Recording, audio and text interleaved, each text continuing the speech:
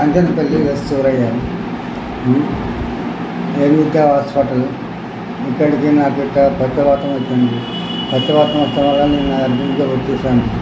వచ్చిన తర్వాత డాక్టర్లు ఏమంటే నాకు చెక్ చేసామంటే ఇంజక్షన్ ఇచ్చారు.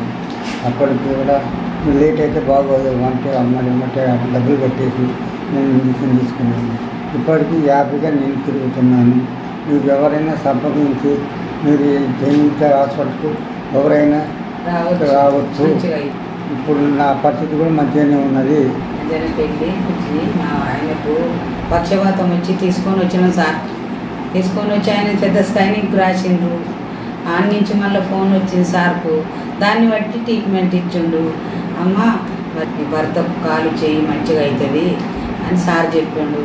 సరే సార్ మరి చేయండి సార్, మీరు ట్రీట్మెంట్ ఇస్తే దేవుని దయ వల్ల వస్తే పర్లేదు సార్ అని చేయించుకున్నాము. అర్ధ గంటలో నా భర్తకు కాలు చెయ్యి మాట అన్నీ వచ్చినాయి.